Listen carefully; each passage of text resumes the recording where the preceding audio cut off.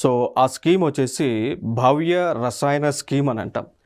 ఈ స్కీమ్ని ఏదైతే ఒక కాన్సెప్ట్ లైక్ భారత ఔద్యోగిక్ వికాస్ యోజన రసాయనం ఈ స్కీమ్ లాంచ్ చేశారు. సో ఈ స్కీమ్ కింద భారతదేశంలో ఒక 3 ప్లేసెస్లో ఈ కెమికల్ పార్క్స్ని అంటే కెమికల్ పార్క్స్ దీని chemical parks I can say that dedicated chemical పార్క్లను ఏర్పాటు చేయబోతున్నారు. సో ప్లేసెస్ అయితే 3 ప్లేసెస్లో ఏర్పాటు చేయబోతున్నారు. అది ఎక్కడ అనేది ఇంకా మనకి ఇన్ఫర్మేషన్ లేదు, పబ్లిక్ డొమైన్లో లేదు. మేబీ ఫ్యూచర్లో తెలుస్తుంది, అప్పుడు నేను అప్డేట్ ఇస్తాను.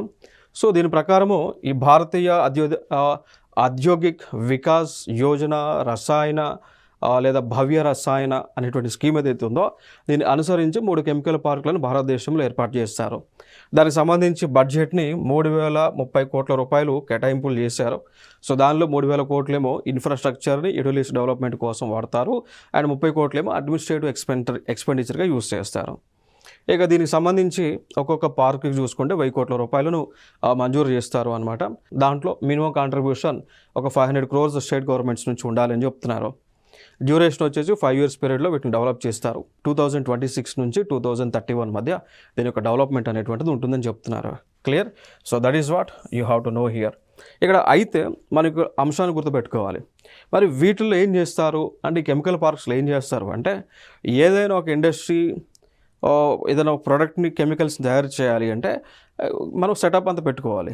ఆ సెటప్ అంతా కూడా ఇక్కడ గవర్నమెంట్ ఆఫ్ ఇండియా నేతృత్వంలో పెడుతున్నారు అనమాట.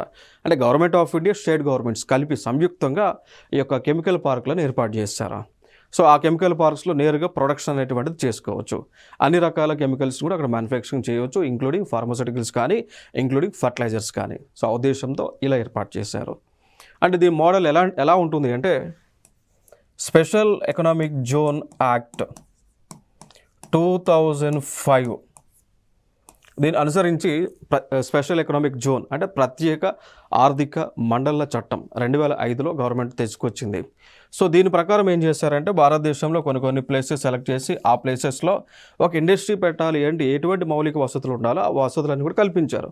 కల్పించిన తర్వాత ఈ రోజున కొన్ని కంపెనీస్ తమ యూనిట్స్ పెట్టుకొని అక్కడ ప్రొడక్షన్ చేస్తూ ఉన్నాయి. ఇది సెజ్ అనమాట, సెజ్ మోడల్. అదేవిధంగా ఇటీవల మనకి హైదరాబాద్లో టీ హబ్ అనేటువంటిది ఏర్పాటు చేశారు. ఈ టీ హబ్లో కూడా ఇన్ఫ్రాస్ట్రక్చర్ని ప్రభుత్వం క్రియేట్ చేసింది. ఆ క్రియేట్ చేసినటువంటి ఇన్ఫ్రాస్ట్రక్చర్ ఏదైతే ఉందో దానిలో నేరుగా స్టార్టప్ కంపెనీస్ అనేటువంటి వాళ్ళ యొక్క బ్రాంచెస్ని యూనిట్స్ పెట్టుకొని అక్కడ వాళ్ళు సాఫ్ట్వేర్ టెక్నాలజీలను డెవలప్ చేస్తున్నారు. సో అదే మోడల్లో కెమికల్ పార్క్స్ని డెవలప్ చేయడానికి కూడా కెమికల్ పార్కులు ఎస్టాబ్లిష్ చేసేయడానికి దానికి సంబంధించిన ఇన్ఫ్రాస్ట్రక్చర్ అంతా కూడా డెవలప్ చేస్తూ ఉన్నారు. So that is what you have to know here.